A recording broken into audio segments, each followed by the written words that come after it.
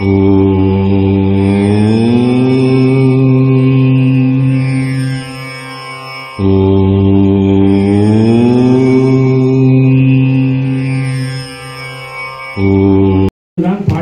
தமிழ் மொழியால் தான் சிவபெருமானை வழிபட்டு சிவனையே கண்ணார பார்த்தார்கள். இது வரலாறு அனைத்துமே குறிப்பிடப்பட்டிருக்கிறது. எல்லாமே எவிடன்ஸ் இருக்கு, ஹிஸ்டாரிக்கல் எவிடன்ஸ் ஆர் மெயின்டைன். ஆனால் தமிழர்கள் ஏதோ மறந்து விட்டார்கள். சிவபெருமான் 64 முறை திருவிளையாடல் செய்தும் கூட தமிழர்களாகிய நாம் தமிழ் மொழிதான் தேவமொழி, வேதமொழி, கடவுள் மொழி, தெய்வ மொழி என்று புரிந்து கொள்ள மறுக்கிறோம். இதற்கு அடிப்படையான காரணம் என்னவென்றால், நம்மிடமிருந்து நமது மதத்தை, வேதத்தை பிரித்து விட்டார். ஆரிய வட ஆரிய வேத மதம் தான் இந்து மதம் என்றால் இது இந்து மதம். HINDU இந்து மதம் தான் இந்து மதம் நினைச்சிட்டு இருக்கோம். சித்தர்கள் இந்து மதம் என்பது வேறு, இந்து மதம் என்பது வேறு என்பதை கூறியிருக்கிறார்கள். 2000 வருடத்துக்கு முன்னாடி ஆரியர்கள் நம்ம நாட்டிலே நுழைந்த பொழுது அப்பொழுது இருந்த சித்த நெறியான சீவர் நெறியை நான் முன்பே சொல்லியிருந்தேன். உயிர் தத்துவம் தான் சித்தருடைய தத்துவம். அதாவது ஒவ்வொரு பொருளிலுமே உயிர் இருக்கின்றது. அதாவது மரமாகட்டும், செடியாகட்டும், மனிதனாகட்டும், மிருகமாகட்டும், மண்ணாகட்டும், கல்லாகட்டும், அனைத்திலுமே உயிர் இருக்கின்றது சொல்லியிருக்கிறார்கள். அந்த உயிரின் அடிப்படை தத்துவம் தான் உயிர் வணக்க பூஜை தத்துவம் தான் சித்தர்கள் கூறியிருக்கிறார்கள். இதுதான் சீவன் என்பதை தான் சிவன் என்று மாற்றியிருக்கிறார்கள். நமக்குள்ள ஜீவன் இருக்குன்னு சொல்லுவதை கேட்டிருக்கீங்க. எல்லாருக்குள்ளேயும் ஜீவன் இருக்கு, ஜீவன் இருக்கு கேட்டிருக்கோம். அதான் சீவன். அந்த சீவனின் அடிப்படையாக உருவாக்கப்பட்டவன் சீவநெறி. அதான் பிற்காலத்தில் சிவநெறி, சைவநெறி என்று மாறிவிட்டது. எல்லாமே உயிர் அடிப்படையிலே தான் சித்தர்கள் பூசைகளை சொல்லி வருகிறார்கள். அதை நாம் புரிந்து கொள்ள வேண்டும். தமிழ் மொழியிலே 15 சித்தர்கள் வழங்கிய காயன் தீரி மந்திரங்களை நீங்கள் பயன்படுத்தி இப்படி பல கடவுள்கள் பெயர் சொல்லி ஒவ்வொரு கடவுளுக்கும் காயந்திரி மந்திரங்கள் இருக்கின்றது. ஏனென்றால் முதல் சொல் புரியாத காரணத்தினால்தான் தமிழர்கள் ஏமாந்து போறார்கள். அதாவது காயந்திரி மந்திரம், காயம் என்றால் உடம்பு, திரி என்றால் மாறுதல். பால் திரிஞ்சு போச்சுன்னு கேள்விப்பட்டிருக்கீங்கல்ல, தண்ணி தனியா பால் தனியா வந்தது திரிஞ்சு போகுது. அதுபோல நமது காயத்தில் இருக்கின்ற அந்த ஜீவனை, ஆவி, ஆன்மா, ஆறுயிரை மூன்றையும் பிரிப்பதற்கும் இணைப்பதற்கும் உருவாக்கப்பட்டதான் காயந்திரி மந்திரம். நம்ம எல்லாத்தையும் 19 மந்திரம் சொல்லிடுறோம். மந்திரம் வேற, மந்திரம் வேற, மந்திரம் வேற, மாந்திரம் வேற, மாந்தரீகம் வேற. கவனிங்க. ஆகவே காயத்ரி மந்திரம்னு சொல்லிட்டாங்க. காயத்ரினா ஒரு பொம்பளை சாமி சொல்றது மந்திரம் சொல்லிட்டாங்க. அப்படி அல்ல. காயத்ரி மந்திரம், மந்திரம், மந்திரம் உள்ளாது. இது ஏதாவது ஒரு மந்திரத்தை எடுத்து நீங்க தொடர்ந்து 48 நாள் 48 முறை நீங்கள் சொல்லி வந்தீர்கள் என்றால் உங்களுக்குள் மாற்றம் ஏற்படுவதை நீங்கள் கவனிக்கலாம். உங்கள் முகத்திலே ஒரு முகப்பொழிவும் அருளாற்றும் வருவதை உணரலாம். கனவு நிலைகள் மேம்படும். இது கண்கூடாக பார்க்கலாம். ஏதோ வந்தோம் சொன்னங்கிற மாதிரி இல்லை, பல பேருக்கு நிகழ்ந்திருக்கிறது. ஆனால் அது பண்ணணும். இல்லை ஒரு முருகன் காயத்ரி மந்திரம் இருக்கு. நீங்க முருகனை ரொம்ப பிடிச்ச கடவுள்னா இந்த முருகன் காயத்ரி மந்திரம் சொல்லி பாருங்க. அப்படி தெரியல வந்து கேளுங்க, ஏன் அந்த ஆச்சுன்னு கேளுங்க. முருகன் அறுபடை வீடு கொண்டவன். அந்த அறுபடை வீடு கொண்ட முருகன் வந்து அருவமாகவும் உருவமாகவும் அருவுருவமாகவும் இருக்கின்றான். அழைத்தால் வருவான் முருகன். இந்த மந்திரங்களை சொல்லி பாருங்க. புரியாத பாஷையில் இருக்க மந்திரத்துக்கு மேல் நீங்க சொல்ல வேண்டாம். ஆகவே நம்ம அன்றாட பூசையிலே உங்க வீட்டில் பண்ற பூசையில் இந்த காயத்ரி மந்திரங்களை பயன்படுத்துங்க. அனைத்து மந்திரங்களையும் புத்தகங்களாக அச்சடித்து கொடுத்திருக்கிறோம். யூடியூப்ல இருக்கு, பாருங்க, நீங்க பயன்படுத்திக் கொள்ளுங்க. ஏன்னா யாகத்துல வந்தோம், இது தமிழ்ல பூசை பண்ணாங்க, யாகம் பண்ணாங்க, நல்லா இருந்துச்சு அப்படிங்க மறந்து போயிடக்கூடாது. இது நீங்க தொடர்ந்து எடுத்து செல்ல வேண்டும். உங்க வீட்டில் நடக்கிற அனைத்து பூசையிலையும் இதனை கூறுங்க. அது மட்டும் இல்லாமல் ஏன் தமிழர்கள் வந்து சமஸ்கிருத மொழி பின்னால போனாங்கன்னா, அன்றாட வாழ்வியல் பூசைகளிலும் சடங்குகளிலும் சமஸ்கிருத மொழி பயன்படுத்த ஆரம்பிச்சிருந்தார். தமிழ் மொழியில பிறப்பிலிருந்து இறப்பு வரைக்கும் அனைத்து மந்திரங்களும் இருக்கிறது. அது புத்தகமாக அச்சடித்து கொடுத்திருக்கிறோம். இந்த புத்தகத்தில் அனைத்து மந்திரங்களும் இருக்கிறது. யார் மட்டும் பயன்படுத்தலாம்.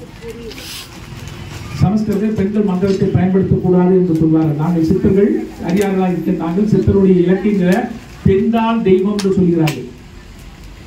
பெண்ணே பூசிக்க தகுந்தவள், மாதம் ஒரு முறை மலரும் மலர்தான் பெண் என்று சொல்கிறார்கள், அவளே பூசைக்கு உகந்தவள் என்று சொல்கிறார்கள்.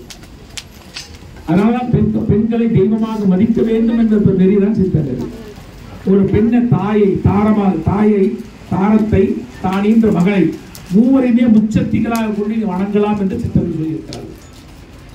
அதனால்தான் பெண்ணை போற்றும் சமுதாயம் தான் மேம்பட்ட சமுதாயம் இருக்கும் என்று சித்தர்கள் கூறி பெண்ணை அருட்சக்தியாக கூறி, ஏன்னா ஒரு ஆண் நல்லா 48 நாள் நீங்க நிறைய முழுக்காட்டு செய்து பூசை பெற்ற பலனை பெண்ணானவள் சாதாரணமாக பெற முடியும்.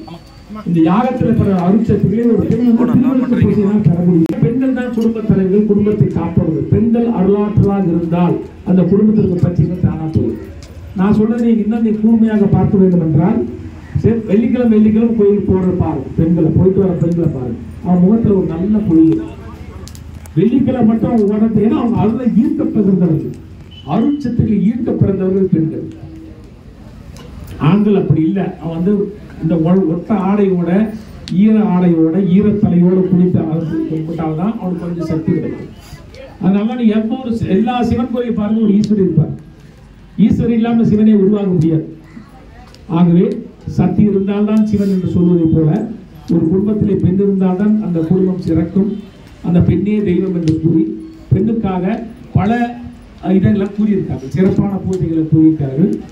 நீங்கள் இந்த பூஜையை செய்தால், இந்த மந்திரங்களை கூறினால் உங்களுக்குள்ள மாற்றங்கள் தெரியும். ஏன் ஒரு சில இன்னும் நீங்கள் அருளாற்றலாக இருந்தால் நீங்கள் கடவுளை கனவிலேயே காணலாம். அத்தனை சக்திகள் நீங்கள் பெறலாம். ஆகவே இந்த மந்திரத்தை பயன்படுத்திக் கொள்ளுங்கள். உங்கள் இல்லத்தில் நிகழ்கின்ற நிகழ்ச்சிகளிலும் கூட நீங்கள் தமிழ் மொழியாக நீங்களே பயன்படுத்தி நீங்களே பண்ணீங்கன்றோம். நாங்கள் தான் பண்ணணும்னு அவசியம் இல்லை. உங்களுக்கு சொல்லி கொடுக்குறோம், நீங்களே பண்ணீங்கன்னு சொல்றோம். அத்தனை பயிற்சிகளை தருகிறோம். அமாவாசை பூசையில் எப்படி உங்கள் முன்னோர்களை வழிபட வேண்டும் என்பதையும் நாங்கள் டாக்குமெண்டடா வீடியோவை எடுத்து கொடுத்துருவோம். நீங்களே பண்ணுங்க. ஏன்னா முன்னோர் வழிபடுதலும் மூத்தோரை மதித்தலும் தான் இந்து மதம். இந்த அடிப்படையில் தான் சொல்லியிருக்கோம். அடுத்ததாக அருள் வேட்டல் மந்திரம், இதை மூல மந்திரம் என்று சொல்கிறார்கள். எந்த பூசையாக இருந்தாலும் எந்த வழிபாடாக இருந்தாலும் இந்த மந்திரத்தை கூறி வழிபடும் போது அனைத்து ஆற்றலையும் நீங்கள் பெற முடியும் என்ற அடிப்படையில் இந்த மந்திரத்தை கொடுக்கிறார்கள். இதை நாம் கூட நீங்கள் அனைவரும் எனக்கு கூறுங்கள். நிறைய அர்த்தம் இருக்கு, சரிங்களா? இப்போ நம்ம குலதெய்வர்கிட்ட குடும்ப ஆண்டவர்கள்ட்ட நம்ம கேட்கலாம், அப்பா எனக்கு கொஞ்சம் பண கஷ்டமா இருக்கு, எங்க நம்மளை பத்தின முழு தகவல் தெரியும். நம்மளோட யார் குலதெய்வமா இருப்பாங்க, யார் குடும்பாண்டவர்களா இருப்பாங்கன்னா, நம்ம குலத்துல ஒரு 7 தலைமுறைக்குள்ள முன்னாடி அந்த வரிசையில பிறந்திருப்பாங்க, இதே இடத்துல வாழ்ந்திருப்பாங்க, நம்மளோட பரம்பரை பத்தி தெரியும், சரிங்களா? அவன் நம்மள பேர புள்ள, நம்ம பேத்தி, இவங்களுக்கு என்ன வேணும் ஏது வேணும்னு அவங்களுக்கு தெரியும். நம்ம அதுக்குதான் பாத்தீங்கன்னா வருஷத்துக்கு ஒரு முறை குலதெய்வ கோயிலுக்கு போங்க. குடும்பாண்டவர் வீட்டில் நீங்கள் அந்த பொங்கலுக்கு மறுநாள் கும்பிடுவாங்க, பெட்டி வச்சு கும்பிடுவாங்க. அப்புறம் வீட்டில் சில அந்த மஞ்சள் ரவுண்டாக மஞ்சள் வச்சு கும்பிடுவாங்க. அப்புறம் அந்த அம்மியில் அந்த மஞ்சள் வச்சு தேய்ச்சி கும்பிடுவாங்க. ஒவ்வொரு வீட்லையும் ஒவ்வொரு பழக்கங்கள் இருக்குது. ஒரு சில இடத்துல ஒரு புடவையை வச்சு கும்பிடுவாங்க. வெறும் பரம்பரையாக சில பொருட்கள் வச்சுருப்பாங்க, அந்த பொருட்களை வச்சு கும்பிடுவாங்க. இவங்களுக்கெல்லாம் நம்ம பார்த்தீங்கன்னா நம்ம யாரு, நமக்கு இப்போ இந்த பிறவில என்ன வேணும் அப்படிங்கிறது தெரியும். அவங்க கிட்ட நம்ம எனக்கு இதை கொடுங்க அதை கொடுங்க நம்ம கேட்கலாம், சரிங்களா? இவங்க பீடாதிபதிகள். பீடாதிபதிகள் பாத்தீங்கன்னா அவங்களுக்கு ஒரு பெரிய விஷன் இருக்கு. இந்த உலகத்துல இருக்க அத்தனை மக்களுமே அருளாளர்களா மாத்தணும், கடவுளர்களா மாத்தணும் அப்படிங்கறது அவங்களோட விஷன். அவங்களே ஸ்டேட்மெண்ட் கொடுத்துருக்காங்க. பிண்டங்களையும் அண்டங்களையும் பேரண்டங்களையும் ஆளுங்க ஆன்மாவை 6 உயிரை முக்கோண பீடமாக இணைத்து தெளிவும் பொலிவும் வளமும் நலமும் உள்ளதாக ஆக்குங்கள். ஏன் என்னோட ஆவி ஆன்மா 6 உயிர் 3 ஒன்னாகணும்? 3 நமக்கு இருக்கு. ஒவ்வொரு மனிதரை எடுத்துக்கிட்டீங்கன்னாலும் ஒவ்வொருத்தர் மனிதனுக்குள்ளேயும் ஆவி இருக்கு, ஆன்மா இருக்கு, 6 உயிர் இருக்கு. இதுதான் நம்ம உயிர்ல சொல்றோம், ஆன்மான்னு சொல்றோம். இந்த விஷயங்கள் நம்ம மறந்துடும். செல்ஸ் சொல்றோம், 1.5 லட்சம் செல்ஸ் சொல்றோம் இல்லைங்களா? இந்த 3 தான் நம்ம சொல்றோம், சரிங்களா? இந்த 3 இணைஞ்சா என்ன ஆகும்? அதுதான் இலிங்க வடிவம். நம்ம சிவன் கோயில்கள்ல நம்ம பார்ப்போம் இல்லைங்களா, இலிங்கம், சரிங்களா? அந்த இலிங்க வடிவம் எப்படி உருவாகும் அப்படின்னா, நம்ம உள்ள உடல்ல இருக்கிற இந்த ஆவியும் ஆன்மாவும் 6 உயிரும் ஒரு முக்கோண பீடமா இணைஞ்சதுன்னா அந்த இலிங்க தத்துவத்துக்கு நம்ம போயிடும், சரிங்களா? நம்ம சிவனுக்கான ஒரு காயத்ரி மந்திரம் இருக்கு, சரிங்களா? அந்த காயத்ரி மந்திரம் சொல்லும் போது ஆரம்பிக்கும் போது எப்படி ஆரம்பிப்போம்னா, தத்துவ பிறப்பாய வித்தே மகேசா.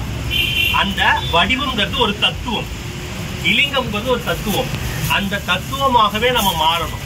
நம்ம இப்போ மனிதனா இருக்கோம். அடுத்தது அடுத்த நல்ல மனிதனா மாறணும். அதுக்கப்புறம் குடும்பாண்டவர், குலதெய்வம், இப்படின்னு வரிசையா கொஞ்சம் கொஞ்சமா நம்ம மேல ஏறி நம்ம எங்க போய் அடையணுமா? நம்மளும் சிவனாவும் ஆகும். சரிங்களா? சோ நம்ம சிவனா ஆகிறதுக்காக தான் நம்ம வந்து பீடாதிபதிகள் இவ்வளோ விஷயங்கள் நம்ம கொடுத்துட்டு இருக்காங்க.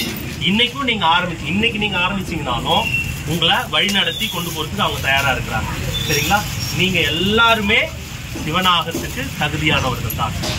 சரிங்களா? அதனால தான் நம்ம இந்த மாதிரி யாகத்தினால உங்களால கலந்துக்கவே முடியும். சரிங்களா? எல்லாருமே நீங்க ஆரம்பிக்கலாம். ஒரு எளிமையான பூசை மொழிகள் தான். நீங்க இருக்கிற அந்த சித்தரடியான்கள் இங்க கோயம்புத்தூர்லயே நிறைய பேர் இருக்கிறாங்க. இல்லை இவங்களோட நம்பர் நீங்க வாங்கி வச்சுக்கோங்க. உங்களுக்கு தேவைப்படுற மந்திரங்களை அவங்க உங்களுக்கு வழங்குவாங்க. அது மட்டும் கிடையாது, நீங்க அதை எப்படி பயன்படுத்தணும் அப்படின்னு உங்களுக்கு அதாவது சந்தேகங்கள் இருந்துச்சுன்னா அந்த சந்தேகங்களையும் அவங்களே தீர்த்து வைப்பாங்க. சரிங்களா? அது எந்த லெவல்ல வேணாலும், சார் நான் நாளைக்கு இங்க வந்து நான் உட்காந்து ஒரு யாகம் பண்ணணும்னு நான் நினைக்கிறேன் நீங்க நினைச்சீங்கன்னா அதுக்கும் பயிற்சி கொடுக்குறாங்க. யாருக்கும் இல்லைங்கிறதுலாம் கிடையவே கிடையாது. சரிங்களா? ஸோ இதுதான் இப்போ நம்ம நானாச்சாரியர்கள் போட்டி சொல்லி அவங்கள வரவழைச்சு அவங்க கிட்ட இருந்து நம்ம கேட்டிருக்கிறது என்னன்னா, என்னையும் உங்களை மாதிரியே சிவனா மாத்துங்க, வெறும் சமமா இல்லாம என்னை சிவமாக்குங்கள் அப்படிங்கறது தான் நம்ம கேட்டுருக்கோம். அதை தெளிவா கேட்டுருக்கோம். சரிங்களா? அடுத்தது என்ன பண்றாருன்னு அவருக்கு தெரியாது. சம்டைம்ஸ் இந்த மாதிரி நிகழ்ச்சிகள் நடக்கும். அது அந்த மனோவியல் அந்த சார்ந்த செயல்கள் பண்ணுறவங்க அந்த பேஷண்ட்ஸை நீங்க பாத்தீங்க அப்படின்னா இந்த மாதிரியான லுனாட்டிக் அப்படிங்கிற ஒரு விஷயம் இருக்கும். ஏன் அப்படி சொல்றோம்னா, இந்த நிலவிலேருந்து வர அந்த ஆற்றல் காரணமாக தான் நம்ம உடம்புல அந்த மாற்றங்கள் ஏற்படுது. ஏன் அந்த நம்ம உடம்புல அந்த மாற்றம் ஏற்படுது அப்படின்னு பாத்தீங்கன்னா, நம்ம உடலும் இந்த உலகமும் கிட்டத்தட்ட ஒரே மாதிரி தான் இருக்கும். பிண்டத்துல இருக்கிறது அண்டத்துல இருக்குது, அண்டத்துல இருக்கிறது பிண்டத்துல இருக்குது. இப்போ அண்டத்துல வந்து பாத்தீங்கன்னா 3 பக்கம் கடல், ஒரு பக்கம் நிலப்பரப்பு இருக்கு. அதே மாதிரி நம்ம உடம்பு எடுத்துக்கிட்டோம்னா 3 பங்கு நீர் இருக்கு, ஒரு பங்கு தான் உடல் இருக்கு. சரிங்களா? ஸோ இந்த நீர், அங்க இருக்கிற நீர், அங்க இருக்கிற ஆற்றல் அதுல எப்படி ரிஃப்ளெக்ட் ஆகுதோ, இப்போ எப்படி இந்த கடல் வந்து கொந்தளிக்குது. இப்போ நம்ம அமாவாசை பௌர்ணமி நாட்கள் நீங்க பீச்சுக்கு போனீங்கன்னு வச்சுக்கோங்களேன், கடலோட சீற்றம் கொஞ்சம் ஜாஸ்தியா இருக்கும். ஏன்னா அதோட ஆற்றல் அங்க விழுது, அதனால அந்த டிஃபரன்சியேஷன் வருது. அதே மாதிரி தான் நம்ம உடம்புலயும் அந்த நீர் ஆற்றல் இருக்கு. அந்த ஆற்றல்கள் நம்ம உள்ள வரும்போது அந்த மாற்றங்கள் ஏற்படுத்த முடியும். ஸோ இப்போ நான் இதுக்காக என்ன பண்றாங்கன்னா, சித்தர்கள் என்ன பண்றாங்கன்னா, இதெல்லாம் கால்குலேட் பண்ணி ஒரு சிஸ்டமேட்டிக் கொண்டு வராங்க. இப்போ நம்ம எல்லாருக்குமே வந்து பாத்தீங்கன்னா கோயிலுக்கு ஏன் போறோம்? ஜென்ரலா நம்ம ஏன் கோயிலுக்கு போறோம்னு கேட்டா, எனக்கு இருக்கிற கஷ்டம் தீரணும், எனக்கு இன்னும் செல்வங்கள் வரணும், ஒன்னே எனக்கு இருக்கிற பிரச்சனை போகணும், இல்லைன்னா எனக்கு என்னென்னலாம் வேணுமோ அது வேணும் அப்படின்னு நினைச்சு நம்ம போறோம். ஆனா நீங்க அந்த கோயிலில் போய் பாத்தீங்கன்னா முறைகள், சடங்குகள், சம்பிரதாயங்கள் இதெல்லாம் வந்து வித்தியாசமா இருக்கும். நான் வந்து எனக்கு நிறைய பணம் வேணும், இல்லை வந்து சந்தோஷம் வேணும், இல்லை நிம்மதி வேணும் நான் நினைச்சு போறேன். சரிங்களா? அந்த வேற சிஸ்டம்ஸ் இருக்கு. ஆனா நான் நினைச்சு போறது அங்க கிடைக்குது. என்ன எப்படி நடக்குது? ஸோ நம்ம உடலுக்குன்னு ஒரு சிஸ்டமேட்டிக் இருக்கு. அந்த சிஸ்டமேட்டிக் ஏற்ற மாதிரி தான் இந்த கோயில்கள் வந்து அமைக்கப்படுது. இப்போ நீங்க கோயிலுக்குள்ள போனீங்க அப்படின்னா அந்த கோபுரங்கள் இருக்கும், கொடிமரம் இருக்கும். சரிங்களா? இப்போ நம்ம உடல் எதை பத்தி ஆனது அப்படின்னா பஞ்சபூதங்களால ஆனது. சரிங்களா? பஞ்சபூதங்களால ஆனது. இந்த கோயில்கள்லயும் வந்து பாத்தீங்கன்னா இந்த பஞ்சபூதங்கள்ல தான் கோயில்கள்ல பூசைகள் பண்ணுவோம். பூசை அப்படின்னா என்ன? நம்ம பூஜைன்னு சொல்லிட்டு இருக்கோம் எல்லா இடத்துலயும். அப்படின்னா என்ன அதுவும் தெரியாது, கேட்டீங்கன்னாலும் சொல்ல மாட்டாங்க. அது சாமிக்கு பண்றதுன்னு. தமிழ்ல தான் அதுக்கான சரியான வார்த்தைகள் இருக்கு. பூசை. ஏன் பூசை? பூவை கொண்டு செய்வதால் பூசை, புகையை கொண்டு செய்வதால் பூசை. நீங்க ஏற்ற ஊதுபத்தி, சாம்பிராணி, கற்பூரம், புகை வருதுங்களா? புகை இருக்குங்களா? பூக்கள், நறுமணம், காத்துல கலக்குறதுங்களா? இந்த பஞ்சபூதங்கள்ல இந்த காற்றுக்கு மட்டும் ஒரு தனித்தன்மை உண்டு. சரிங்களா? இப்ப நீங்க ஒரு வீட்டுக்குள்ள நீங்க ஒரு பூசை பண்றீங்க, ஒரு ஊதுபத்தி நீங்க ஏற்றி வைக்கிறீங்க அப்படின்னா அந்த வீட்டின் மூளை முடுக்குக்கெல்லாம் போகக்கூடிய தன்மை அந்த காத்துக்கு மட்டும்தான் இருக்கு. அந்த காத்துல இந்த புகை கலக்கும்போது நம்ம என்ன பிரார்த்தனை வைக்கிறோமோ, நம்ம என்ன வேண்டுதல் வைக்கிறோமோ, அந்த வேண்டுதல் அந்த புகையின் வடிவாக நம்ம அந்த வீடு முழுக்க பரவும். சரிங்களா? நமக்கு தேவையான கடவுள்களையும் கொண்டு போய் சேர்க்க முடியும். இதனாலதான் புகையை கொண்டு செய்வது. இப்ப நீங்க எங்க போனீங்கன்னாலும் மினிமம் ஒரு கற்பூரம் ஏற்றுவாங்க, ஒரு ஊதுபத்தி ஏற்றுவாங்க. அதை வச்சுதான் நீங்க விளக்கு ஏற்றுவீங்க. நீங்க விளக்குலயும் பாத்தீங்கன்னா அந்த புகை இருக்கும், ஊதுபத்தியில அந்த புகை இருக்கும், கற்பூரம் ஏற்றமா அந்த புகை இருக்கும். சரி, இப்ப நீங்க கோயிலுக்கு போறீங்க, பூசை பண்றதுக்கு போறீங்க. நான் வந்து புகை என்னென்ன வாங்கிட்டு போறோம்? தேங்காய் பழம், ஊதுபத்தி, நம்ம படையல் பொருட்கள் ஏதாவது வாங்கிட்டு போறோம். சரிங்களா? நீங்க உள்ள போறீங்க, நம்ம உடல் என்ன ஆனது? பஞ்சபூதத்தால் ஆனது.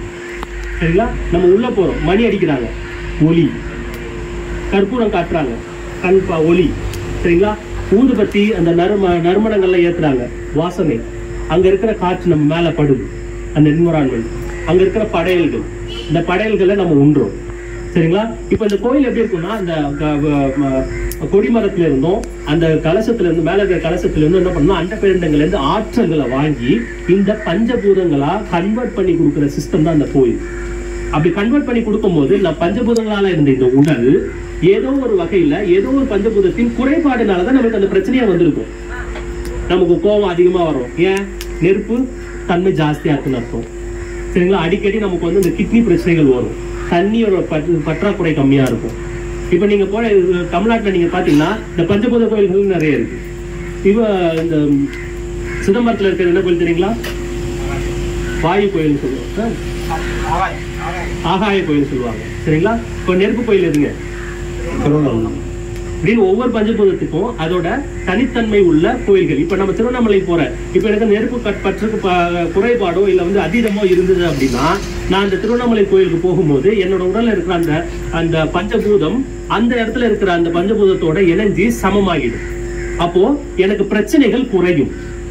நான் பிரச்சனை இல்லப்பா, எனக்கு நல்லா இருக்கும்னு நான் போறேன், எனக்கு நெருப்பு ஆற்றல் இருந்துச்சு நல்லா இருக்கும் அப்படின்னா, திருவண்ணாமலை போறவங்களுக்கு அதுக்கப்புறம் போயிட்டு வந்தாங்க அப்படின்னா அதோட ஆற்றல் அதிகமா இருக்கும். உங்களுக்கு நீங்க நினைக்கிறதெல்லாம் நடக்கும், நீங்க போற இடம்லாம் சக்சஸ் ஆகும். கவனிச்சிருக்கீங்களா? ஒவ்வொருத்தருக்குமே ஏதோ ஒரு கோவில் பிடிச்சிருக்கும், இதை தொடர்ந்து போகிறதுக்கு நம்ம விருப்பப்படுவோம். அப்படின்னா என்ன அர்த்தம்? நம்ம உடம்புல ஏதோ ஒரு ஆற்றல் கம்மியா இருக்கு, அந்த ஆற்றலை அதிகமா எடுத்து கொடுக்கக்கூடிய ஒரு கோவில், ஒரு சிஸ்டம் அங்க இருக்கும். அந்த சிஸ்டத்தை போய் நம்ம பார்க்கும்போது நம்மளால அந்த ஆற்றலை பெற முடியுது. அந்த ஆற்றல் நமக்கு அதிகமா வர்றதுனால நம்மளால வெளி உலகத்துல ஈஸியா நமக்கு நினைச்சதெல்லாம் நம்மளால நிறைவேற்றிக்க முடியுது. சரிங்களா? இந்த மாதிரி விஷயங்களை நம்ம கொண்டு வரதுக்காக இந்த கோயில்கள், இந்த யாகங்கள், இந்த மாதிரி விண்ணில இருந்து ஆற்றல்கள் கொண்டு வர்றது, அப்புறம் சூரியன்ல இருந்து ஆற்றல் கொண்டு வருது, நிலவில இருந்து ஆற்றல்கள் கொண்டு வர்றது, எல்லாத்தையும் இதுல கொண்டு வந்து இந்த சிஸ்டம் அந்த கலசத்தை புத்துயிர்ப்பு பண்றது. வருஷத்துக்கு ஒரு தடவை நம்ம வந்து இந்த கலசத்தை புத்துயிர்ப்பு பண்றோம். அது மூலியமா இந்த உள்ள இருக்கிற கடவுளர்களை நம்ம அந்த சிலைகளுக்கு புத்துயிர்ப்பு பண்றோம். அப்போ ரெஃப்ரெஷ் ஆகுறாங்க. நமக்கு தேவைப்படுது இல்லைங்களா? வருஷத்துக்கு ஒரு ரூபாய் எங்கேயோ டூருக்கு போறோம், நம்ம ஜஸ்ட் ஒரு ஒரு வெக்கேஷன்ல போறோம், இந்த மாதிரி எல்லாம் நம்ம பண்றோம் இல்லைங்களா? இல்லைன்னா நம்ம வாரத்துல ஒரு நாள் பூரா நம்ம ஏதாவது ஒன்று சாப்பிட்டு இருப்போம், அப்புறம் ஒரு நாள் வந்து ஒரு ஸ்பெஷலா சாப்பிடலாம், இல்லைன்னா ஒரு நாள் நம்ம ஹோட்டல் போய் சாப்பிடலாம், இல்லை நம்ம டெய்லி வீட்டில் தான் இருக்கிறோம், ஒரு நாள் நம்ம எங்கேயாவது ஒரு ஊட்டி போகலாம், கொடைக்கானல் போகலாம் அப்படின்னு நம்ம இருக்கிறோம் இல்லைங்களா? அங்கே போனோம்னா நம்ம ரெஃப்ரெஷ் ஆகிறோம் இல்லைங்களா? அது மாதிரி இந்த சிஸ்டம்ஸ்லாம் இந்த ஆற்றலை திரும்ப ரெஃப்ரெஷ் பண்றதுக்கு, மறுபடியும் ஆற்றல்களை கொண்டு வரதுக்காக தான் நம்ம வருடத்துக்கு ஒரு முறை இந்த மாதிரி யாகங்கள் நம்ம பண்ணி விண்ணில இருந்தும் சூரியன்ல இருந்தும் நிலவில இருந்தும் ஆற்றல்களை கொண்டு வந்து மறுபடியும் புதுப்பிப்பு பண்றோம். இப்ப நம்ம புதுப்பிப்பு பண்ணிட்டோம், அடுத்த வருஷம் வரைக்கும் இந்த ஆற்றல் அப்படியே இருக்கும். உங்களுக்கு எப்ப வேணும்னாலும் இங்க வந்து அந்த ரீசார்ஜ் பண்ணிக்கலாம். போனுக்கு எப்படி நம்ம ரீசார்ஜ் பண்றோம், நம்ம எப்ப டவுனா இருக்கும் ஃபீல் பண்றோமோ அப்போ நமக்கு எந்த கடவுளை பிடிக்கும் நமக்கே தெரியும். ஒரு சில கோயில், ஒரு சில கடவுளை ரொம்ப பிடிக்கும்.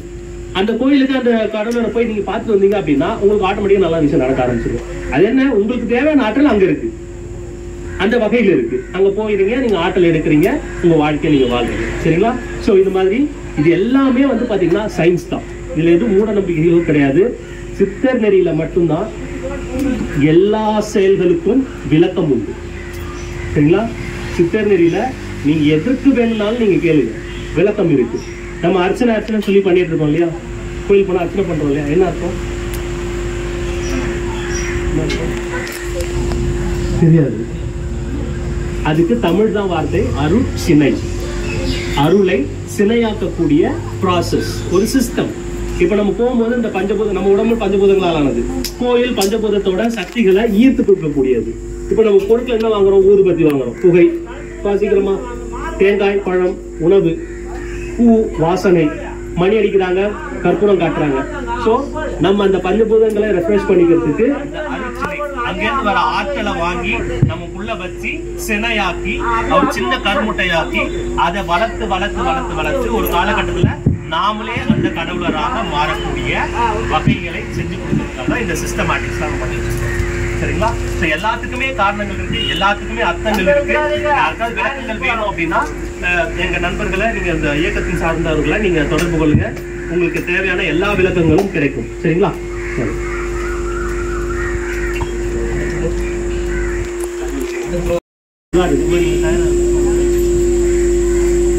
சிவபுராணத்துக்கு நிறைய வரலாறுகள் இருக்கு. சரிங்களா? இதுதான் வந்து பாத்தீங்கன்னா அண்ட பேரண்டங்கள்ல ஓதிக்கிட்டு இருக்கிற ஒரு பாடல். இந்த மாணிக்கவாசிகிட்ட வந்து சிவபெருமான் கேட்கிறாரு, நீ வந்து அந்த அண்ட பேரண்டங்கள்ல இருக்கிற அந்த சிவபுராணத்தை மக்களுக்கும் எழுதி கொடுன்னு கேட்கிறாரு. அப்ப அவர் வந்து பாத்தீங்கன்னா அவ்வளவு பெரிய பொறுப்பை என்கிட்ட கொடுக்குறீங்களே அப்படின்னு சொல்லி அவர் கொஞ்சம் பயப்படுறாரு. அவர் உடனே என்ன பண்றாருன்னா, ஐயா நான் நீங்க சொல்றதை நான் தடுக்கல, மறுக்கல, ஆனா எனக்கு ஒரு சின்ன ஒரு வேண்டுகோள் இருக்கு. இந்த வேண்டுகோள் நீங்க கொஞ்சம் சொல்லணும், செய்யணும் அப்படின்னு கேட்கிறாரு. என்ன வேண்டுகோள் அப்படின்னு ஒண்ணு, எனக்கு நான் பாடுறேன், நீங்க எழுதி நீங்களே கொடுக்குறீங்க, ஏதாவது தவறுகள் ஏதாவது நேர்ந்துச்சுன்னா அது என் மேல் பழியாயிடும், அதனால நான் சொல்றேன் நீங்க எழுதி கொடுக்குறேன்னு சொல்லி கேட்கிறாரு. அதுக்கு சிவபெருமான் ஒத்துக்கிறாரு. சரிங்களா? சிவபெருமானே முன்னாடி உட்கார்ந்து மாணிக்கவாசகர் பாட பாட பாட எழுதி ஓலைச்சுவடியில் எழுதி திருச்சிற்றம்பலம் உடையான் அப்படின்னு சொல்லிட்டு கையெழுத்து போட்டுக்கிறார். திருச்சிற்றம்பலம் உடையான் அவர் கையெழுத்து போட்டது பிரதி இன்னமும் இருக்கு. சரிங்களா? இன்னமும் இருக்கு. நம்ம எல்லாராலையும் அது பார்க்க முடியாது. அது ஒரு சிலரால ரொம்ப பாதுகாப்பா வச்சிருக்கிறாங்க. ஆக்சுவலா எல்லாரையும் காட்டலாம், தப்பு கிடையாது. நமக்கு இப்போதைக்கு பாக்குறதுக்கான வாய்ப்பு இல்லை, ஆனா இருக்கு. ரைட்டுங்களா? இப்ப என்ன சொல்றாங்க, கலியுகத்துல கடவுள்லாம் நீங்க பார்க்க முடியாது, அவர் எங்கேயோ இருப்பாரு, அவரு கடைக்கன் பார்வைப்பட்டா வேணா உங்களுக்கு நல்லது நடக்கலாம். அப்ப போய் நீ போய் அவர்கிட்ட போய் கெஞ்சு மன்றாடு, அவருக்கு பூசை பண்ணு, அவருக்கு போய் நீ நல்லது செய்யி, அவருக்கு வந்து சேவை செய்யி, அப்படிலாம் பண்ணா ஒருவேளை அவர் வந்து மனம் இறகலாம், மனம் இலகி அவர் வந்து உனக்கு ஏதாவது செய்யலாம் அப்படின்னு தான் பெரும்பாலும் இப்ப எல்லாம் சொல்லிக்கிட்டு இருக்கிறாங்க. கரெக்டுங்களா? ஆனா சித்தர் நெறிகள் அப்படி கிடையாது. சித்தர் நெறி மட்டும் நீங்க யார எந்த கடவுளரை நீங்க கும்பிடுறீங்களோ அந்த கடவுள் நேரடியா வருவார். சரிங்களா? உங்களுக்கு தேவையானதை செய்வாங்க.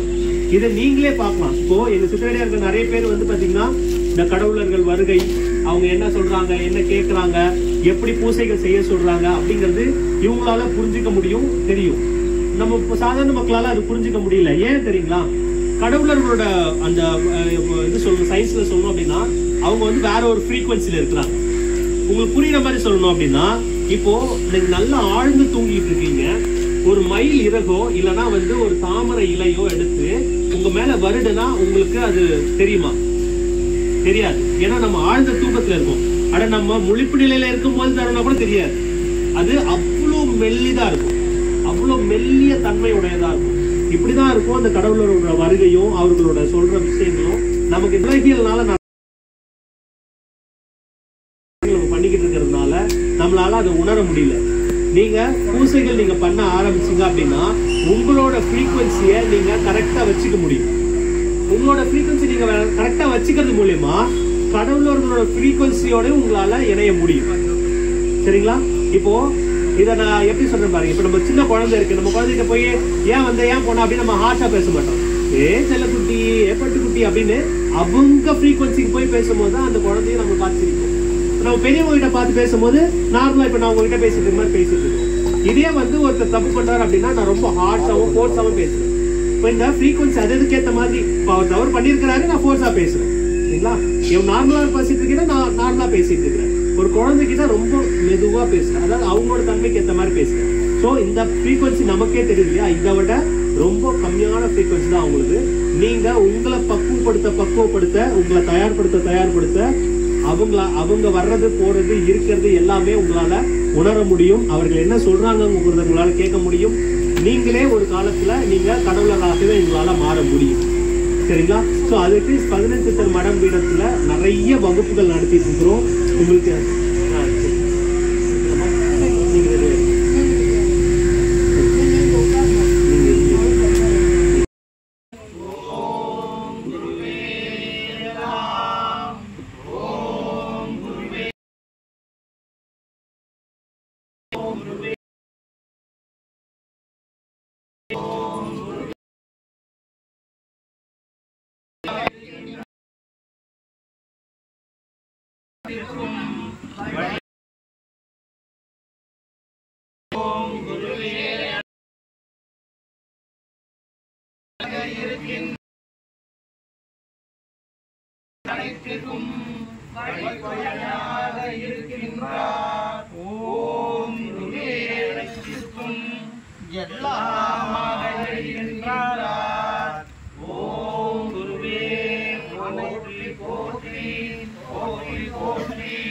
சரணம்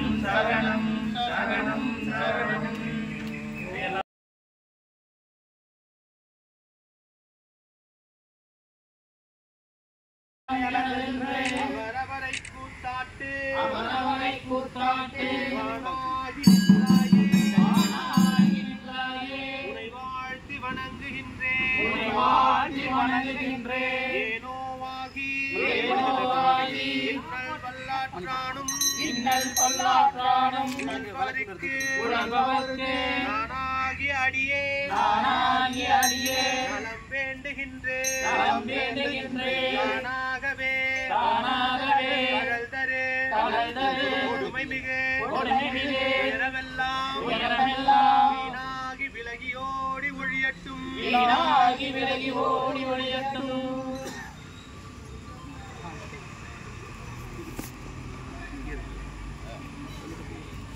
கற்பூரம் பாக்கு வெற்றிலை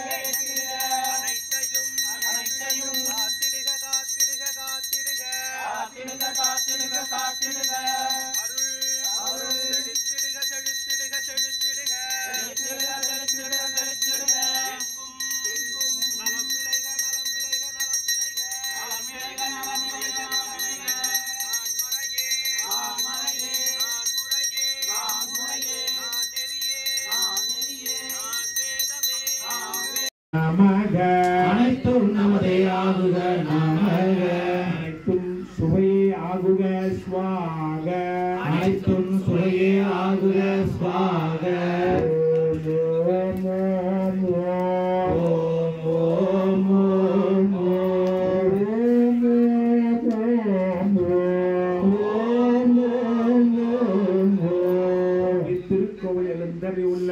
திருக்கோவில் எழுந்தறிவுள்ள கருப்பராயிருக்கும் கன்னிமார் தெய்வங்களுக்கும்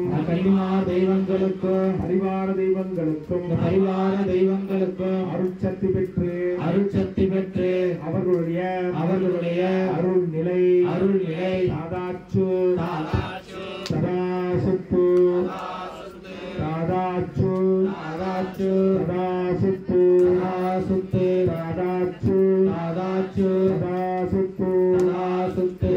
திருச்சிற்றம்பலம் ஓம் திருச்சிற்றம்பலம் ஓம்.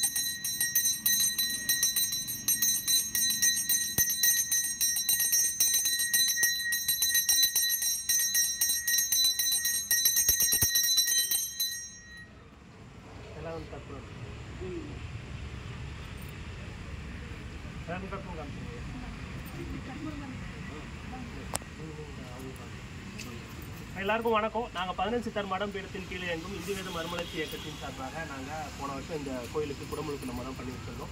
அதோட ஒரு வருட நிறைவாக இந்த விழாவையும் நம்மளும் ஆரம்பிக்கிறோம். இந்த விழாவோட முதல் கட்டமாக நம்ம வந்து இந்த கால்கோல் விழா அப்படின்னு நம்ம ஆரம்பிச்சோம். அதாவது எந்த ஒரு விஷயம் ஆரம்பிக்கிறதுக்கு முன்னாடி இந்த பூமிக்கு நம்ம ஒரு பூஜை பண்ணணும், அந்த சுற்றி இருக்கிற சாமிகளுக்கு நம்ம ஒரு பூஜை பண்ணணும், அவங்க எல்லாரையும் நம்மளை வந்து காப்பாற்றுங்கன்னு கேட்கணும். ஒரு வழிமுறையாக இருக்குது. நம்ம ஒரு விஷயம் வீட்டில் பண்ணுறோன்னா நம்ம பெரியவங்ககிட்ட சொல்கிறோம் இல்லைங்களா, அந்த மாதிரி நம்ம எல்லா பெரியவங்ககிட்டையும் நம்ம கடவுளர் எல்லாத்தையும் கூப்பிட்டு இந்த மாதிரி இந்த விழாவை நம்ம ஆரம்பிக்கிறோம் அப்படின்னு சொல்லிட்டு அவங்ககிட்ட உத்தரவு வாங்கி இந்த கால்கோல் விழாவை நம்ம வைக்கிறோம். அடுத்தது கொடியேற்றம். ஏன் கொடியேற்றம் வைக்கிறோம் அப்படின்னா இந்த கொடி வந்து பார்த்தீங்கன்னா நம்ம விண்ணுலகத்துக்கும் மண்ணுலகத்துக்கும் ஒரு ஆண்டனா மாதிரி செயல்படும். சரிங்களா? நமக்கு தேவையான அருளாற்றல்கள்லாம் இழுத்து கொண்டு வந்து நம்மக்கிட்ட கொடுக்கும். அதே மாதிரி நமக்கு அல்லவைகளையும் தள்ளி வைக்கும். சரிங்களா? நமக்கு தேவையில்லாதவைகளையும் நம்ம தள்ளி வைக்கணும், நமக்கு வேண்டியதும் கொண்டு வரணும். அதுதான் இந்த கொடியேற்றம். சரிங்களா? எல்லா கோயில்களையும் இந்த கொடி நீங்கள் பார்த்துப்பீங்க, கொடிமரம் பார்த்துப்பீங்க. அது கொடியேற்றம் தான் ஃபர்ஸ்ட் பண்ணுவாங்க. என்ன காரணம்னா நம்ம பண்ணுற பூசையில் நிறைய அருளாற்றல் கீழே இறங்கி வரணும், நம்ம மக்களுக்கு எல்லாம் அது பயன்படணும் அப்படிங்கிறதுக்காக. சரிங்களா? இன்னும் விளக்கங்கள் நம்ம யாகம் பண்ணும்போது நம்ம பார்க்கலாம். நன்றி. பாழ்னு சொல்லுவாங்க. அது மாதிரி எந்த விஷயம் செஞ்சாலும் சரி, நம்ம ஒரு குருவை நம்ம யார்கிட்ட கற்றுக்கிறோமோ, இல்லை எந்த சாமி வேணாலும் நம்ம குருவா வச்சுக்கலாம். இல்லை நமக்கு யாராவது பெரியவங்க தெரியும்னா அவங்கள குருவா வச்சுக்கலாம். யார் வேணா நீங்கள் குருவா வச்சுக்கிட்டு அவங்கள வேண்டி நீங்கள் ஆரம்பிச்சிங்கன்னா ரொம்ப ரொம்ப நல்லது. சரிங்களா? ஸோ இங்கே எல்லாருக்கும் வந்து 12-15 தற்பீடு அதிபதி அரசியல் தருவராக தான் நம்ம குருவா இருக்காங்க. ஸோ அவர் வேண்டி நாங்கள் என்ன பண்ணுறோம் அப்படின்னா, முதல்ல நாங்கள் இந்த பூணூல் நம்ம போட்டுக்கிறோம். சரிங்களா? பூணூல் இங்கே எல்லாருமே போடலாம். பூணூல் அப்படிங்கிறது ஒரு சமுதாயத்துக்கான தனிப்பட்டது கிடையாது. யார் வேணுனாலும் யார் விருப்பப்பட்டாலும் போடலாம். சரிங்களா? சரி, இதுக்குன்னு ஒரு முறைகள் இருக்கு. நீங்க எங்க கேட்டீங்கன்னா நாங்க சொல்லி தரவும் தயாரா இருக்கும். யாருக்காவது வேணும் அப்படின்னா நீங்க எங்க தகவல் சொன்னீங்கன்னா உங்களுக்கு தயார் பண்ணி கொடுப்பாங்க. சரிங்களா? ரைட். இப்போ முன்னாடி யாராவது 2-3 பேர் வந்து உட்காருங்க. இந்த இதெல்லாம் போடணும், ஆகுதி பொருட்கள்லாம் போடணும். நீங்க யார் முக்கியமான இருக்குமோ நீங்க வந்து முன்னாடி உட்கார சொல்லுங்க. நீங்க வந்துருங்க. சரிங்களா?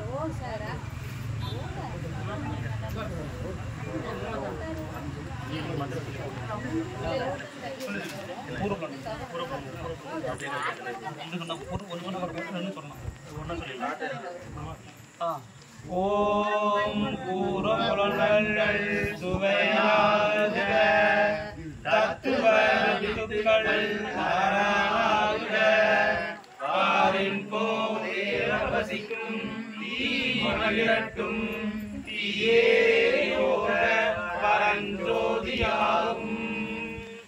ஓம் சக்தியே காத்தாயி அயனாய வித்தின் மலையே வாழையே கண்ணியே குமரையே நங்கையே தீய மலர்ந்து தீயே உன்னோடு தூக்கிடு பிரச்சனையாகும் தாயே எங்களோடு உயிரின பயிரின காப்பு வழங்கிடு.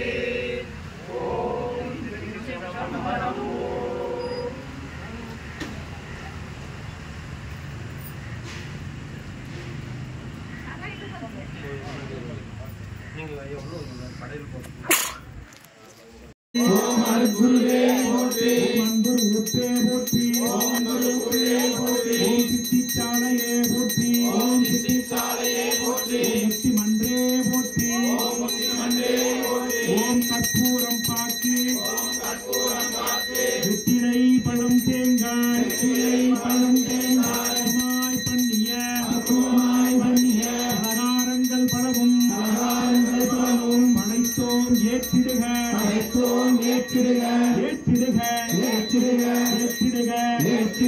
எங்கள் அனைவரையும்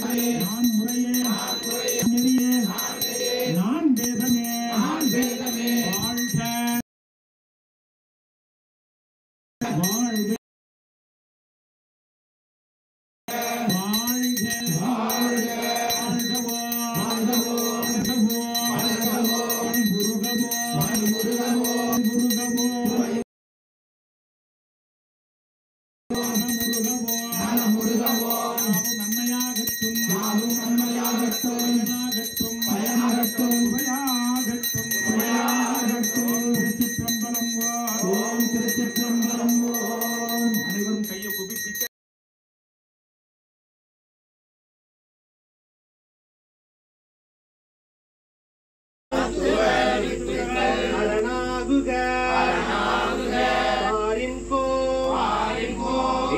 வசிக்கும் தீமகிழட்டும்